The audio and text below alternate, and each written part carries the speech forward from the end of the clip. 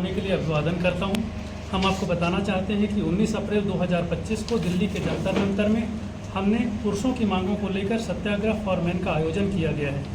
Satyagraha for man का आयोजन हम महिला कानूनों के अत्यधिक दुरुपयोग के कारणों को सरकार तक पहुंचाने के लिए हम कर रहे हैं। महिला कानूनों का दुरुपयोग इसलिए ज़्यादा हो रहा है कि उन कानूनों में निरंकुशता का अत्यधिक समावेश है, जिसके कारण उन कानूनों का दुरुपयोग से पुरुष अपने आप को बचा नहीं पा रहे हैं। हाल ही में आप लोग देख रहे हैं कि बहुत सारी घटनाएं हुई हैं, जैसे कि अतुल सुभाष की घटना हुई, उन्होंने सुसाइड किया। बहुत सारे लड़कों ने आत्महत्याएँ करी। एक आगरा का एक केस था जिसमें मानव शर्मा थे, एक पुनीत थे, और फिलहाल ही में अभी सरगुजा में एक हुआ जिसमें एक भाई को उनकी पत्नी द्वारा हत्या कर दिया गया। तो बहुत सारे ऐसे केसेस लगातार हो रहे हैं जिस पे लगाम नहीं लग पा रहा है। तो हम ये चाहते हैं कि कानूनों को बैलेंस किया जाए, पुरुषों को अपनी सुरक्षा के लिए, बचाव के लिए कानूनों में प्रावधान दिया जाए, ताकि महिलाएं जिनकी सुरक्षा के लिए कानून बनाया गया था वो दुरुपयोग कर रही हैं, उसे रोका जाए। तो इन विषयों पर डिटेल में आप लोगों को हमारे संस्था के अध्यक्ष श्री प्रमोद कुमार सिंह बताएंगे। आयोग नहीं है, ना मंत्रालय है, तो हमारी ये मांग है सरकार से कि मंत्रालय और आयोग दोनों बनाया जाए पुरुष के लिए, ताकि जो डेटा है वो आ सके। क्योंकि ऐसा कोई मंत्रालय या आयोग ना होने की वजह से कोई भी डेटा एनसीआरबी में रजिस्टर्ड नहीं होता है कि पुरुष विरुद्ध क्या अपराध हो रहे हैं। इन सब चीज़ों पे ध्यान नहीं आता है। तो मैं ये पत्रकार बंधुओं से ये चाहता हूँ कि आप सब डेमोक्रेसी के चौथे स्तंभ हैं और हम भी उसी समानता के लिए मांग कर रहे हैं। तो आप सब इस गंभीर मुद्दे को अपना पेपर में प्रकाशित करें, जिससे लोग ज़्यादा से ज़्यादा वहाँ पे आ सके। प्रमोद जी, लगता है कि ये सही समय है इसको स्थापित करने का, और ज़्यादा समय मैं तो मतलब पॉजिटिव सोचता हूँ कि जल्द से जल्द स्थापित होगा। जगह देना चाहिए, दोनों सामान्य रूप से आगे बढ़ेंगे। इसीलिए मैंने शुरू में ही बोला, हम किसी कानून को ख़त्म करने की बात नहीं कर रहे हैं। ये सबसे मूर्खतापूर्ण बात होगी कि कोई व्यक्ति बोले कि कानून को ख़त्म करो। कानून की आवश्यकता बनी है, पड़ी थी तभी बनाया गया। लेकिन अभी ये मांग क्या है कि नए कानून बने, उसमें जो पुराने कानून हैं उसमें थोड़ा संशोधन हो, उनको जेंडर न्यूट्रल किया जाए, ताकि लोग जो हैं जो इससे परेशान हो रहे हैं उनको भी सर्वाइवल के लिए जगह मिले। संतुलित समाज तभी बनेगा सर। जी सर। पत्नी सत्ताई उसका हिंदी भाषा कहा जाए तो आपकी संस्था में जितने लोग हैं, जी सर, आपके सहित, जी, आप सभी लोग अपनी पत्नी से प्रताड़ित हैं? नहीं, बहुत से ऐसे लोग हैं सर जिनकी शादी भी नहीं हुई है, या तो उनका परिवार अच्छा से चल रहा है। बहुत से ऐसे भी इशू आते हैं इस देश में। सिर्फ ऐसा नहीं है कि सिर्फ दहेज कानून की वजह से दुरुपयोग हो रहा है, बहुत से ऐसे कानून हैं जिसके दुरुपयोग हो रहे हैं। और कुछ लोगों को ऐसा लगता है कि समानता तो कई स्तरों पे नहीं है। जैसे आप ऑफिस में भी देखोगे तो समानता नहीं मिलती है। अब जो है उसकी आप अविवाहित हैं कि विवाहित हैं? मैं अविवाहित हूँ सर। शादी करने की योजना नहीं है सर, वो व्यक्तिगत हो जाएगा, इसलिए मैं। और आपके सेक्रेटरी महोदय? मैं विवाहित था। अच्छा, एक चीज बताइए, अभी दुर्ग की एक घटना हुई है, अनुशंसा पे उनको विचार करना है कि उनकी अनुशंसा सत्य है कि नहीं है, सही है कि गलत है। आयोग की मांग की है, पुरुष आयोग की मांग की है। जी, तो आप लोग फिर वो पुरुष आयोग बनाने के बाद जब वो अनुशंसा वो भी करेगा? सर हमारा ये कहना है, जैसे एनसीआरबी का एक आंकड़ा आता है, एनसीआरबी का आंकड़ा कहाँ से आता है? या पुरुष महिलाओं की अगर कोई आत्महत्या हो रही है या कितनी, क्यों उनको जनधन महिला वंदन योजना की जरूरत पड़ रही है, ये सब सारी योजनाएं हैं सर, वो महिला आयोग से जाती है। पुरुषों के इसलिए नहीं डेटा जा रहे हैं क्योंकि आयोग ही नहीं है कोई। डेटा कहाँ से सरकार तक पहुँचेगी? हमारी बात सरकार तक कैसे पहुँचेगी? और यदि आयोग की कोई जरूरत नहीं है तो सर इतने सारे आयोग बने हुए हो तो पूरे पैसे सेव होंगे, सबको भंग कर देना चाहिए। आप लोगों ने कैलकुलेट किया है क्या पर डे जैसे छत्तीसगढ़ में या इंडिया लेवल पे महिलाओं के साथ जैसे ज्यादा फेवर वाले मामले और पुरुषों के साथ मतलब उनको नेग्लेक्ट करने वाले मामलों की संख्या कितनी है अगर छत्तीसगढ़ और इंडिया लेवल पर बात करें? सर एनसीआरबी आंकड़े तो मैं सीधा पूरे देश के आपको बता सकता हूँ। एनसीआरबी जो कहता है 98% अभी भी जो है रेप के केसेस फॉल्ट निकल रहे हैं, मतलब रेप जैसे इतने सेंसिटिव मैटर जब 78% है, हाई रेंज में जा रहा है वो, और जिसमें एविडेंस एक्ट ये कह रहा है कि दोषी जो जिस व्यक्ति को अपराधी बनाया गया है उसको साबित करना है कि आप निर्दोष हो। महिला का कथन मात्र ही उसको दोषी साबित करने के लिए पर्याप्त है, कथन मात्र ही। उसमें 78% का रेशो, तो आप सोच सकते हो कि कितने बदलाव की आवश्यकता है। मेरा ये कहना है कि अपराधी ना बचे, लेकिन मेरा ये भी कहना है जो संविधान ये कहता है कि कोई ऐसा बेगुनाह इस तरीके के जंजाल में ना फंसे, उसको सजा ना हो। मांग कर रहे हैं कि जैसे महिला को कोई व्यक्ति घूर कर देखता है तो वो अपराध बन जाता है, तो वैसे पुरुष को अगर कोई महिला घूर कर देख रही है तो सर वो समय भी धीरे धीरे आएगा, मुझे यकीन है कि वो समय भी आएगा। जानना चाह रहा हूँ कि आप क्या इस तरह का स्मूथ कानून चाह रहे हैं जो हम सर ये चाहते हैं कि सबसे पहले तो घरेलू हिंसा का जो कानून है उसमें संशोधन हो, वो जेंडर न्यूट्रल होना चाहिए। पुरुषों के साथ भी मारपीट होती है, प्रताड़ना होती है।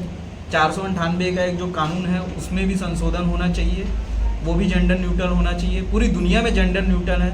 हमारे बाद जो हमारे से अलग हुआ जो देश है बांग्लादेश, वहाँ पे 498 के फेक केस में पनिशमेंट है। आप अभी 1 या 2 वीक पहले आप एक खबर भी सुने होंगे जिसमें एक महिला को 10 साल की सज़ा हुई है। सामान्यतः हम वहाँ पे देखते रहे हैं कि कभी 9 साल कभी 7 साल की सज़ा होती रही है। तो जब तक आप लॉ के मिसयूज़ को पनिशेबल नहीं बनाओगे, लोग डरेंगे नहीं। जब मेरे को ये हो जाएगा कि भाई मैं तो एक बार ट्राई करता हूँ, लग गया ठीक है, नहीं लगा तो मेरा क्या जाने वाला है। जब ये भावना किसी व्यक्ति के अंदर आ जाएगी तो देश किस तरफ जाएगा। अच्छा, आयोग बनाने की प्रक्रिया कितनी लंबी है? आयोग मुझे लगता है सर अब ज़्यादा दिन नहीं है, क्योंकि अब सरकार के भीतर भी ये मांग उठने लगी है। सरकार बोलना चाह रहे हैं उसमें आरोपी पुरुष है। जी सर, मैंने इसीलिए आपको बोला कि मैं किसी भी कानून को बदलने बदलने की बात ही कर रहा हूँ। हाँ, मैं उसकी बात ही कर रहा हूँ। उस पर आपकी क्या प्रतिक्रिया? सर वो घटना हुई है, गलत है, देखिए उसमें बोलने की कोई बात ही नहीं है। ऐसी कोई घटना होती है, अपराध का कोई लिंग नहीं होता सर। अपराध को आप लिंग से आधारित क्यों करना चाहता है कोई कानून या कोई ऐसी प्रणाली? अपराध को लिंग से कैसे वो कर सकता है? हत्याएं दोनों तरफ से होती हैं, तो वो प्रोविजन है सर। देखो कार्रवाई हो रही है उस केस में। आप देखें कि अधिवक्ता संघ ने बोला कि उस व्यक्ति का कोई भी प्रकरण नहीं लड़ेगा, लेकिन क्या पुरुष के मामले में ये होता है? क्या वो मेरठ में घटना हुई, वो व्यक्ति जो यूके में काम करता था उसको बुलाया गया, ड्रम में काट के उसको भर दिया गया, क्या ऐसे में अधिवक्ता संघ सामने आया और बोला कि उस महिला का हमको केस नहीं लड़ना है? तो ये असमानता है ना सर। हम ये चाहते हैं कि यही समानता स्थापित हो। हम ये नहीं चाहते कि कोई कानून जो है खत्म हो। अच्छा प्रमोद जी, इस संबंध में क्या कहना चाहते हैं कि आजकल घरों में ड्रम और सीमेंट की बोरियां ज्यादा बढ़ रही है? सर आगे बढ़ने की संभावना ज़्यादा है सर, ये बहुत देखा जाए तो हम लाइटर मोड में हंस दिए, लेकिन ये देखा जाए बहुत गंभीर समस्या है। क्योंकि पुरुष या महिला जब घर के बाहर जाती है तो अपने दूसरे पार्टनर पे ये विश्वास करके जाती है या जाता है कि घर वापस आने के बाद वो सुरक्षित रहेगा। बाहर लोग असुरक्षा महसूस करते हैं कि घर से बाहर निकला तो मेरे साथ क्या हो सकता है, लेकिन घर में ही अब अगर असुरक्षा रहेगी तो कौन आना चाहेगा घर? आप लोग दिल्ली कितने लोग जा रहे हैं? सर हमारे यहाँ से अभी 50 लोग जा रहे हैं और हम ये चाहते हैं कि और भी ज़्यादा लोग जाएं। छत्तीसगढ़ से कितने लोग जाने की संभावना है? सर मुझे लगता है कि 200 या 300 लोग जाएंगे छत्तीसगढ़ से। पूरे देश भर से कितना? पूरे देश से सर मुझे ऐसा लगता है कि 10,000 के आसपास लोग आएंगे। ज़्यादा होंगे, काफ़ी ज़्यादा होंगे। वहाँ किससे मिलने का है कुछ? सर हमारा जितने भी एनजीओ हैं, जो 40 से अधिक एनजीओ हैं, सब एक साथ एकत्रित होंगे और सुबह 9 से लेके 5 बजे तक हम वहाँ पे सत्याग्रह, शांतिपूर्ण सत्याग्रह करेंगे और सरकार से वहीं से मांग करेंगे। वहाँ पे भी हम जो नेशनल मीडिया है वहाँ पे भी हमने उनको इनविटेशन भेजा है कि आप हमें वहाँ पे कवर कीजिए, तो वो भी आएंगे। बहुत समर्थन रहा है इस पूरे मूवमेंट का। एक्चुअल देखा जाए तो समर्थन सिर्फ पत्रकार बंधुओं का ही रहा है, क्योंकि पत्रकार बंधु समय समय पे इसको छापते रहे हैं, इस वजह से हमको समर्थन मिलता रहा है। किसी मंत्री या मंत्रालय में किसी से बात हुई है कि जी हमने पत्र व्यवहार तो सारे मंत्रालय में किया है। इस चीज़ के लिए मैं आप सभी का धन्यवाद करता हूँ।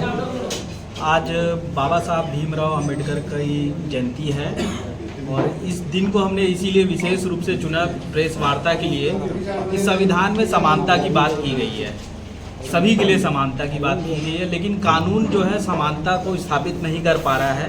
कानून सिर्फ एक पक्ष के लिए बनाया गया, जिसकी वजह से अभी इस तरीके से उसकी जो बैलेंस है वो बिगड़ चुका है कि एक पक्ष उसका अत्यधिक दुरुपयोग कर रहा है और एक पक्ष सिर्फ उसको सह रहा है, जिसकी वजह से प्रतिवर्ष जो है पुरुष आत्महत्या की दर बढ़ते जा रही है। अभी महिलाओं की अपेक्षा 3 गुनी ज़्यादा हो चुकी है पुरुषों की आत्महत्या का दर। और हाल फिलहाल में आप सबने ये देखा कि कई सारे ऐसे केसेस हो रहे हैं जिसमें निर्मम हत्या हो जा रही है, पुरुषों की पत्नी द्वारा हत्या कर दी जा रही है। तो इस तरीके से जो है लगाम नहीं लगा पा रही है, जो है कानून व्यवस्था में ऐसा प्रावधान ना होने की वजह से इस तरीके के केसेस में लगाम नहीं लग पा रहा है और लोग निर्भीक होकर अपराध कर रहे हैं। कानून का जो दुरुपयोग कर रहे हैं उसको आवश्यक रूप से दंडनीय अपराध नहीं बनाया गया है, जिसकी वजह से भी लोगों के में कोई भय नहीं है कि हमको कानून का दुरुपयोग नहीं करना है। तो इस वजह से हमने विचार किया है, हम 40 से अधिक संस्थाएं जो पूरे देश भर में काम करती हैं सेव इंडियन फैमिली के अंतर्गत, उन्होंने ये विचार किया है कि 19 अप्रैल 2025 को एक सत्याग्रह दिल्ली के जंतर मंतर में हम करेंगे। और इस प्रेस वार्ता का मुख्य कारण भी यही है कि हम चाहते हैं कि छत्तीसगढ़ से भी बहुत सारे लोग जाएं। पत्रकार बंधुओं के द्वारा यदि ये प्रकाशित किया जाएगा तो लोगों जन भावना तक ये बात जाएगी कि ऐसी कोई आयोजन किया जा रहा है जिसका हिस्सा बनना चाहिए, इस बदलाव का हिस्सा बनना चाहिए। आप संसद में भी देखे होंगे कि बहुत सारे सांसद जो हैं इस विषय में बोल चुके हैं कि क्या हो रहा है अभी देश में और किस तरीके से इसको बैलेंस किया जाना चाहिए। हमारा एक और चीज़ कहना है कि बहुत सारे लोगों का ये कहना रहता है कि आप कानून को ख़त्म करने की बात करते हैं, जबकि पूर्व में तो ऐसी कोई घटना हो ही रही होगी जिसकी वजह से कानून बना है। हम किसी भी कानून को समाप्त करने की बात नहीं करते हैं। हम नहीं चाहते कि कोई भी कानून जो बना हुआ है वो समाप्त हो। हम ये चाहते हैं कि हमारे लिए भी कानून हो, पुरुषों के लिए भी कानून बने, क्योंकि उनके साथ भी घरेलू हिंसा होती है, उनकी भी प्रताड़ना होती है, तो उनके लिए भी कानून बने। एक चीज़ हम ये चाहते हैं। दूसरी चीज़ हम ये चाहते हैं कि कानून जो दुरुपयोग हो रहा है उस पर लगाम लगे, वो पनिशेबल मैंडेटरी होनी चाहिए, मतलब उसमें आवश्यक रूप से कार्रवाई होनी चाहिए, ये ना कि ऑप्शनल हो। तीसरी चीज़ ये है कि अभी तक देखिए आप सारे चीज़ों के लिए आयोग बन चुके हैं, मंत्रालय भी चल रहे हैं, पशु पक्षी सारे मतलब जीव निर्जीव उनको भी भेजा है हमने और उनसे भी मांग की है। अभी हम ये कुछ दिनों में 1 से 2 दिनों में यहाँ के जो हमारे सांसद हैं उनसे भी मिलेंगे और वापस आने के बाद भी मिलेंगे। जनप्रतिनिधि जो हमारे दोनों जो यहाँ के आते हैं, देवेंद्र यादव और वो माननीय जो हैं उनसे रिकेश से उनसे भी मिलेंगे। तो जितना ज़्यादा हो सके हम लोगों से मिलेंगे। वैसे भी हम पत्र व्यवहार करते रहते हैं इस विषय में और उनका भी जो है इस मामले में अच्छा वो है कि नहीं होना तो चाहिए ये चीज़। सर ये जैसे महिला आयोग बना हुआ है जी और जो जुडिशियरी सिस्टम जी उसमें जो मामले पहुंचते हैं महिलाओं के उत्पीड़न से लेकर जी, तो क्या आपको ये लगता है कि जो महिला आयोग है इनजस्टिस करता है बहुत सारे मामलों में, या फिर जो जुडिशियरी सिस्टम है वो भी इनजस्टिस करता है, मतलब पुरुषों के साथ न्याय नहीं करता मैक्सिमम? सर उस पर दो तरीके का मेरा उत्तर रहेगा। जुडिशरी पे मैं बात कर लूँ, न्याय लड़के के लिए क्या है सर, अगर आप 5 साल 10 साल अपनी ज़िंदगी का केस लड़े, जीत गए, ठीक है, न्याय हुआ, ये हुआ कि वो व्यक्ति बरी हो गया, 10 साल बाद उसकी क्या ज़िंदगी वापस आती है? क्या आप मतलब मेरा सवाल आपसे है, क्या आप उसको न्याय मानते हैं?